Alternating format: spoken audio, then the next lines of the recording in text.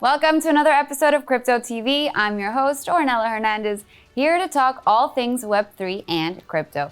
Today's show is for meme coin enthusiasts and the haters as well. We also have two special guests, so stay tuned.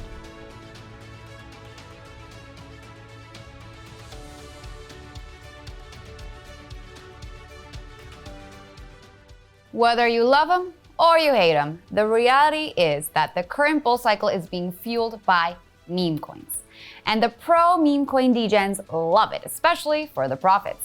But others think that it makes the industry look silly and unserious. So I'm here to ask, is crypto turning on meme coins? Let's get into it. The crypto community on X was up in arms after A16Z's Chris Dixon wrote an op-ed in the Financial Times exploring the pros and the cons of meme coins earlier in April. Chris is the general partner at Andreessen Horowitz, where he leads the crypto fund. Now, for those who didn't get a chance to read his article, let's take a look at it now. Chris's opening lines state, "With crypto prices reaching all-time highs again recently, there's risk of too much speculation in the crypto markets, especially given recent buzz around meme coins. Why does the market keep repeating these cycles instead of supporting the more productive blockchain-based innovations that will truly make a difference?" Good question, Chris. I asked myself this also. He goes on to say that his goal isn't to defend or to diminish meme coins, but to point out the fact that it's a backward policy regime that lets meme coins thrive, while crypto companies and blockchain tokens with more productive use cases face hurdles. So it's basically a regulation issue that he's talking about. He calls for better regulation and even suggests long lockup periods to prevent get-rich-quick schemes that instead incentivize more long-term building. Do you guys agree with this? Let me know. Chris is also the author of the book Read, Write, Own that he recently published and that I have just started reading, so I will make sure to give you my review on it once I'm done reading. Now, not everyone agrees with Chris, and some, like Solana's co-founder Raj Gokal, took to X to shoot back that meme coins have offered some form of utility, even if not everyone agrees with the gambling. He said, "If you're fragile enough to get spooked by how young people choose to use permissionless systems to have fun, then you will quite simply not make it here." And then included a picture of Ethereum's co-founder, Vitalik Buterin. Now, Vitalik actually also recently penned a blog post entitled, "What else could meme coins be?" just before Chris published his own op-ed. In it, Vitalik hopes that crypto can eventually appeal to our better nature. Let's take a look at it. He said that meme coins are making many people feel uneasy because there isn't anything particularly new and interesting about the meme coins. In fact, often quite the opposite. Meme coins often seem to just go up and down in price and contribute absolutely nothing of value in their wake. So if we keep reading, he ultimately requests that the community only invest in meme coins that channel funds to public goods. So basically, charity. He doesn't hate meme coins and believes that they are an opportunity to do and be better. I do have to agree with that part of feeling uneasy, probably because I am nauseated by the meme coin mania. And on the one hand, we have institutional money flowing into Bitcoin ETFs, and on the other, we have retail money flowing into meme coins. And we've even got VCs joining the party. The developers behind the Shiba Inu meme coin, for example, raised $12 million from VCs in a private sale to raise funds for a new privacy layer called Treat. And it's supposed to be a utility and governance token for Shiba Inu. We shall see. And for Shiba holders out there, are you looking forward to Treat? Let me know in the comments what you think about it. All I can say is that there is a clear demand for ultra high risk assets like meme coins, and a lot of it if it's booming so much. And the thing is that, as Chris Dixon pointed out, it's very easy to supply that demand with easy to create tokens and people willing to gamble on them. So what should we strive for here, folks? As Vitalik said, token issuers should be inspired to create tokens that represent real value by offering a form of equity in protocols that generate real revenue, by meeting a real need or offering a real utility. So that might mean meme coins morphing into utility tokens like Shiba Inu and Treat, for example, or maybe VC-backed equity tokens with compelling enough investment cases. So the ultimate goal here is that better meme coins should lead to better utility tokens and better equity tokens. Hey, a girl can dream now. Another development within the meme coin mania is that there are now meme coins on Bitcoin, thanks to Casey Rodarmor, who brought NFTs to Bitcoin with ordinals back in January 2023. Now he's brought meme coins to Bitcoin with the Runes protocol. Runes are a fungible token standard that is designed to be an alternative to BRC20. But unlike BRC20 tokens, which often leave behind what we can call junk after transactions, which consequently clog the network, Runes take unspent transaction outputs and what are called rune stones and stores them on Bitcoin. The launch of Runes coincided with the fourth Bitcoin halving in April, and according to Dune Analytics, Runes generated $135 million in transaction fees in just the first week and has processed over 4 million transactions to date.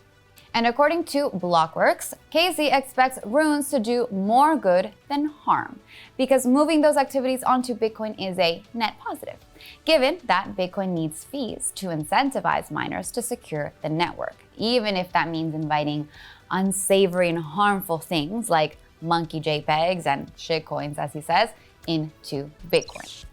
On the point of fees, since the halving, Bitcoin miners have generated more fees than they've lost in block rewards in the few days after the block rewards were cut during the halving. So that's entirely thanks to this introduction of meme coins via Runes. I'm not sure how sustainable exactly this is, but I guess it gives Bitcoiners something to do with their Bitcoin. The real use case, of course, should be to use Bitcoin as money, but unfortunately, that isn't its primary use case yet. While I was at Token 2049 a couple weeks ago in Dubai, I asked Bartosz Lipinski, the CEO at Cube Exchange, about his views on Runes, and this is what he said. So just like you can trade Bitcoin and ETH, those are the native tokens of different blockchains, you will be able to trade natively on Bitcoin network fungible tokens. So imagine anything that represents a commodity that is fully exchangeable for other things. So what's the benefit of that? You could have a stable coin that runs on Bitcoin itself, secured with Bitcoin, right? Imagine USDC, instead of running on Ethereum, Solana, it's actually on the Bitcoin network, secured by the most secure proof of work out there. The fear, of course, is then that the Bitcoin community becomes dominated by collectors collecting ordinals and degenning meme coins, which is the antithesis of the Bitcoin ethos, which came from collective belief that Bitcoin is a store of value. So this begs the question, are meme coins good for Bitcoin? What do you think? Yay or nay? Have any of you bought Runes? Let me know in the comments, please. And recently on X, Casey actually reminded us that Runes, ordinals, and inscriptions are a fun sideshow, but that Bitcoin is the main event. So to stay humble. Indeed, Bitcoin is the main event. Let us not forget this, folks. The rest is just fun and games. And that's why I've invited a special guest to talk about an interesting use case for crypto and gold. This is a company called AU Resources, and they want to enable investors to invest in tokenized future gold, so gold that has not yet been mined. So stay tuned if you want to learn more about it.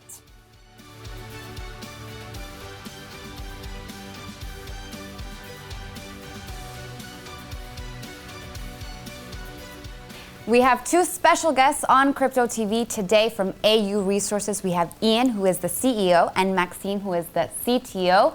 How are you guys? Thank you for joining us. Good to meet you, Ornella. Thanks very much for your time. Yeah, likewise. Where are you guys calling from? I'm based in London, Ornella, and Maxime is over in sunny Nice. But I hear you just got back from a trip from Australia. Is that correct? We've been doing some work over there with our mining partners that we've just onboarded onto our platform, and that's gone live. It went live sort of end of February, beginning of March. So yeah, things are moving forward really quickly for us, which is great. Okay, that's exciting. Yes, you mentioned that you were in stealth mode for a couple years, so finally you were able to launch just a few months ago. And basically the concept behind AU Resources is to tokenize what you consider future gold. So gold that has not yet been mined. So I would love to hear all about this first. If you guys could give me just a brief spiel about AU Resources and the mission behind the company, please. At AU Resource, as you said, we are tokenizing unmined gold and bringing it to the market to any kind of investor, from retail to institutional, of all sizes and origin, which is something that has not been done yet on the blockchain. It's a very common way to sell commodities in the traditional market between bigger players, but it's not an opportunity that was open to, as I said, every size and kind of investor. So using blockchain technologies, that's what we are doing. We are bringing this future gold opportunity at a discount to the worldwide market. And we are able to do so because we have the opportunity to use decentralized ledger technologies, which are now very mature and widely accepted by any kind of investor. So we're taking advantage of that technology and our contact and relationship and expertise in the gold mining industry to bring never seen before opportunities to the market.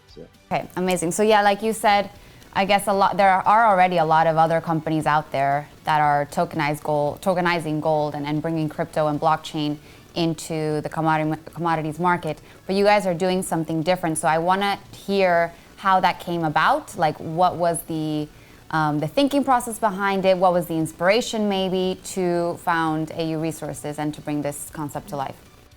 From our side, it happened quite a long time ago. About let's say 10 years ago, our co-founders launched a micro mining project, sort of like a junior mining project.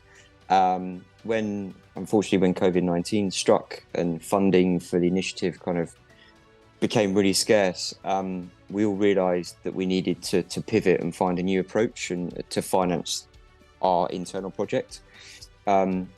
What it led us to is obviously, Max and the team realized that tokenization just seemed the way forward to tap into fresh funding avenues without limitations and expenses associated with traditional finance. As Max already touched on, we're using technologies such as the DLT. And then from there on in, we realized that actually, whilst we were maybe just focusing on our own projects, so we've kind of come from the mining side into the Web3 world, I guess. We realized that there's circa 60 plus mines across the globe, junior mines across the globe, that are in the same position as ourselves, that need funding. They don't want to lose too much equity. They don't want to kind of get debt ridden or anything, but they have proven gold in the ground. And that's where we were able to obviously come into this, step in and unlock that potential for the investors to actually come on board, receive a really good discount of future gold, and then obviously that funding then gets moved across to the miners for them to actually kickstart their project and start mining. Okay, and so how do you sell this concept to either retail investors or to institutional investors? Like, why would they prefer to invest in unmined gold versus just directly buying gold at all in the first place? Good question. I think for us, AU Resources taps into all different elements. I guess the most obvious one is that right now, today, somebody can go onto our platform, tap into the Classic Minerals project, which is due to close kind of end of June time. The first maturity of the gold occurs in October of this year, 2024. And then the last one is January 2026. So in terms of time frame, the investor knows that they are investing in something that's going to mature over a 2-year period. But the main sort of bonus for themselves is they're coming in at a really good discount against the current spot price. We obviously from that point as well is they're coming in and they don't have to wait for the gold to be delivered. There's obviously liquidity in the market, and they can, if they wanted to, they can obviously move, move their token across to somebody else to purchase. So they're coming into the market much sooner than rather than waiting for that spot gold price to come online for themselves. Right. It's all about timing. Maxime, do you want to add anything to that? Yeah, I will add that traditionally you buy gold at a premium. Unless you are buying extremely large amount, you are buying, retail investor will be able to buy from the market at a premium, so above spot price. And even with the help of DLTs, like we can see with Paxful, that Tether Gold, which makes it easier and cheaper to buy gold already, but it's still often at a premium over the accepted spot price of 99.9 purity gold. So imagine that, and instead of buying at a premium over the spot price, you're buying at a discount over the spot price. So over that premium price, it's a much even bigger discount. So that's really to consider for the investor. It's a real opportunity. And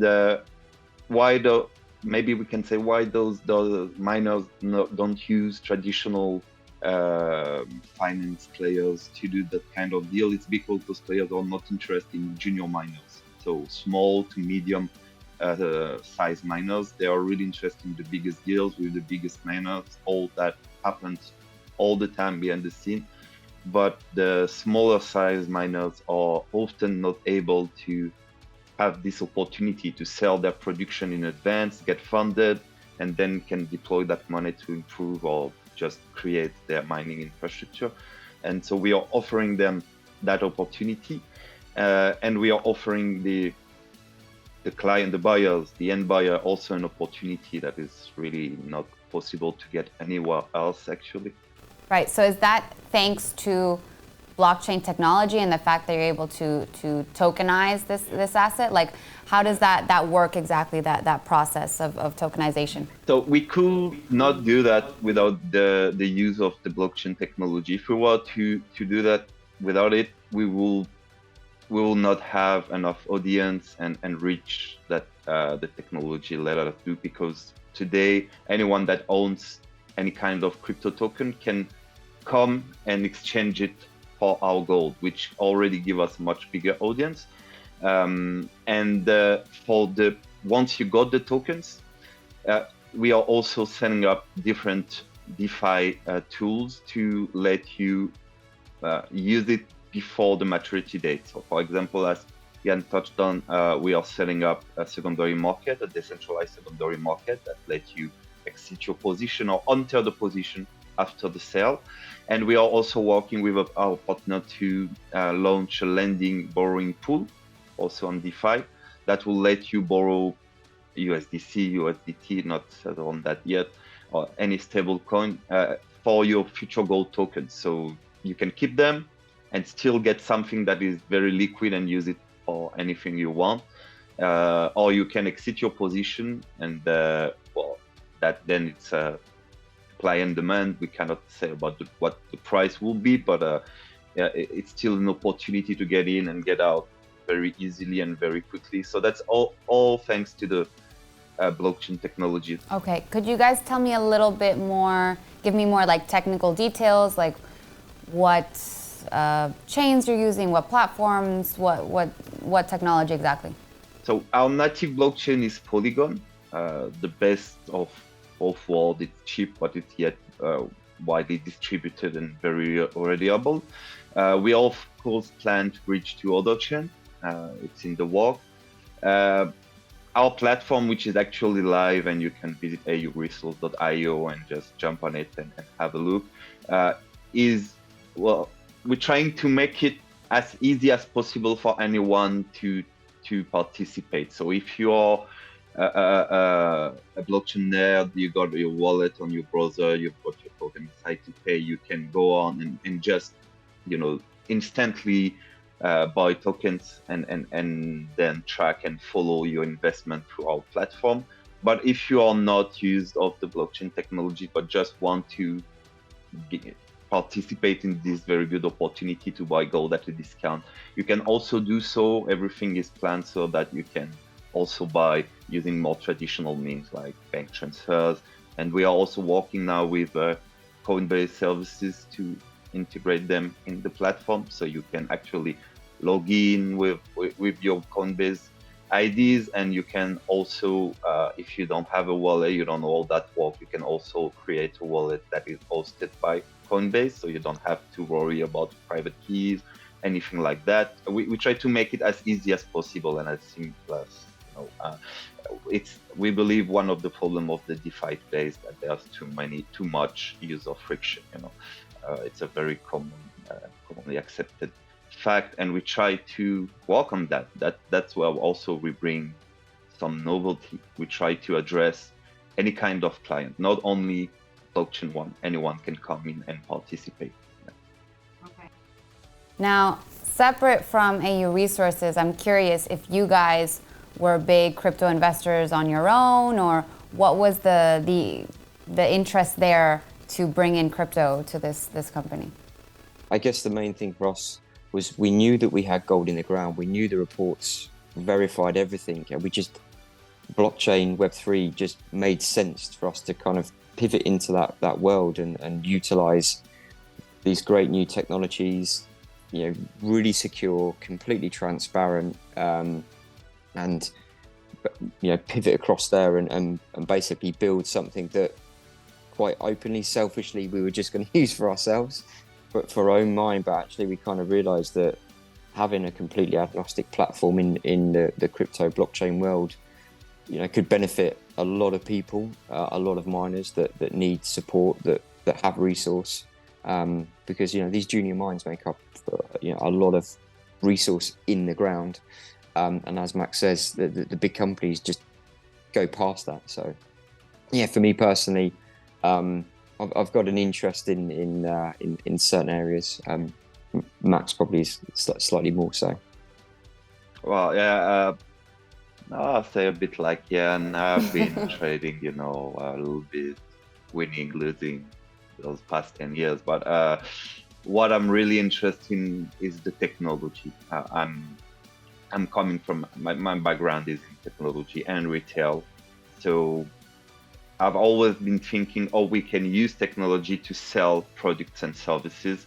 And having this opportunity to get gold at a discount, and I could see that this tech was the right choice for this business model. And that's always, as I've seen crypto, like it can do so much in terms of improving business operation, of creating new business model altogether, like we are doing now. This is why I'm passionate by this tech. I like to, NFTs as well, and Bitcoin, all of that, but it's really the technology that for me is something incredible. It's when you learn to understand exactly how it works and what it can do, it's definitely giving a lot of ideas, Yeah, no, I agree. I think blockchain technology can be leveraged to solve a lot of real world problems. But then again, like you mentioned, we have NFTs, we have now Memecoin mania, we have runes on Bitcoin. So there's so much other activity on chain that is mostly for speculation purposes. So I'm also curious to hear what you guys think about that. Like, are these kinds of use cases like meme coins and ordinals and runes making this industry appear less serious? Like, do you think it's a bad thing for us, or do you think that it's just a fun way to spend our time? It brings awareness to the ecosystem. Once you get in, because you've been buying Doge or whatever meme coin, you may get to know more and then understand that they are very much more like, let's talk real world asset backed tokens. Then you may not know about that. You may just know about meme coin, but you come in from the meme coin and you learn about that, and you may realize that it can be part of your global strategy. You may still be interested in speculating. I mean, that's how the world works. Yeah, if there's someone to buy it, why not sell it? Yeah. But you can also learn about a lot of different things. So it brings awareness. So I'm happy about that. Okay, Ian, what do you think? You mentioned that you were an NFT collector. Which collections were you talking about? I've got a crypto skull. So yeah, which is pretty cool. And then I've got also a crypto bot and some other things that looked good at the time, and potentially it was maybe had assets or utilization behind it, but unfortunately didn't. And I think listening to Max, it's something for us is we don't see this as these meme coins or Doge or anything coming online. It's all bringing the awareness to more generalization and making it more mainstream. I think anything that's new, people are always skeptical. People always question, the validity of it and the longevity and can it actually break traditional finance or traditional kind of use cases that have been around for hundreds of years. So yeah, for us, it's great news. The more things that come online that's NFT led, coin led, tokenization, etc., is good, because kind of that makes people aware of what we're doing as well, and we can sort of move in that sort of same circle, really. So yeah, it's nothing but good news. Okay, no, I like that. You're right. It does bring more awareness, and hopefully this will make the industry and all its positive things more mainstream, like you guys said. Now, bringing it back to gold, some people would say that Bitcoin is the next gold. And if we look at assets by top, market capitalization, gold is number 1. But Bitcoin, I think, is number 9 or number 10 right now. So it's in the top 10 in terms of market cap. So do we think that, first, will Bitcoin keep increasing in market cap? And second, can it really compete with gold? I think from an increasing point of view, there's obviously a huge amount of focus on Bitcoin's performance. Obviously the AUMs, and I think recently, even maybe this week, I think Hong Kong may have gone live with ETFs as well. So yes, both Bitcoin and is Ethereum going really kind of mainstream, institutional as well. So yeah, I'm not heavily invested in Bitcoin itself in terms of knowing the ins and outs, but it definitely feels like it's moving in the right direction. And in terms of competing with gold and market cap, etc., the more I think the thing with Bitcoin is its volatility. Some people love that. For me, I'm probably a bit too old school and find that maybe a bit stressful. I don't know. Maybe that's just my upbringing, but I think that's good for us because the volatility of Bitcoin, and the more it kind of pushes market cap, etc., it brings into laser focus portfolios and hedging with gold and utilizing gold as part of the portfolio. We see that the Bitcoin itself and gold can definitely work in harmony in terms of portfolio utilization and sharing that same space, basically, because gold has continued to kind of move up, albeit not at the levels that Bitcoin has done. But I guess for us, the benefit that we've got is, as Max said previously, the spot price plus charges. We're coming in under that for investors to take advantage of that if they wanted to have a more mixed portfolio, both retail and institutional as well. Okay, good point. Anything to add, Max? Well, yeah, I don't think Bitcoin is yet the new gold. As Jan said, it's too volatile and it's still used mostly for speculation. And the gold is more used to store your value, your wealth, instead of speculating. So that's, I believe, two different usages, but they goes together. They both useful. As just like what Jan said, there are space for both in a portfolio, and a healthy portfolio should be using different kind of assets. The good thing is that gold price is not linked to Bitcoin prices, and it's not the case for most cryptos, which are just following Bitcoin up and down wherever it goes. That's not the case for gold. So it's a good thing to have tokenized assets that are not linked to the crypto biggest asset, that is Bitcoin.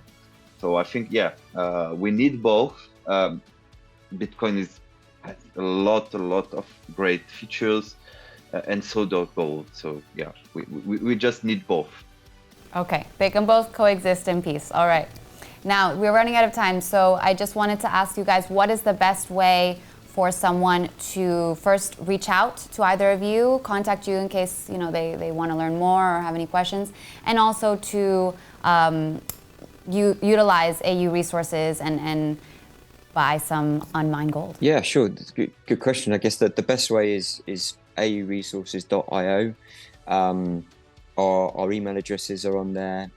There's also an information form that comes directly to Max and myself.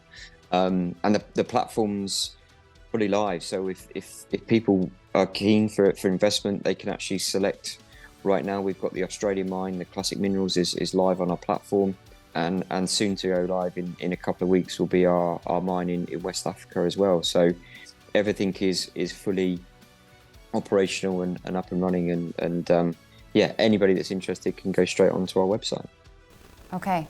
And so with the new mine in West Africa, what's going to change? Like, what does that mean for potential investors? Yes, the West Africa mine is it's got a longer production in terms of bringing the gold out the ground. So that means for investors, there's actually a slightly higher discount for them coming online. Just purely because this one, the good thing about the Australian mine is it's operational already. The reason that they came to AU Resources for funding up to 60 million is that they want to go further into the mother lode. They really want to kind of go deeper underground. And the mine in West Africa has been online on and off for 10 years. And like I say, they've got proven resource, and they basically want the 20 million to get up and running.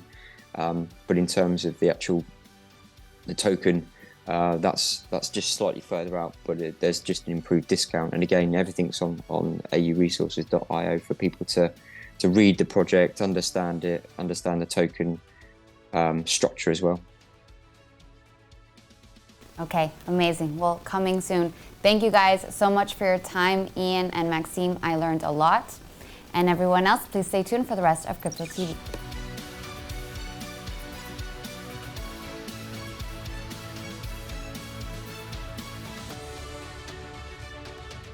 Today in the crypto market, Bitcoin is currently trading at $59,341. Ether's price is at $2,998 today. Sol is trading green today at $139.29. And the Memecoin Shiba Inu is also trading green today, up over 196% in the last 6 months. And that is all for today, folks. Thank you for tuning in to Crypto TV. Let me know what you think about my interview today with Ian and Max from AU Resources. And let me know what you think about meme coins and ordinals and rooms and all this fun stuff. Are you a fan or not? And make sure to give this video a like if you like me, and check out other coverage on Web3 TV. I'll see you guys next week.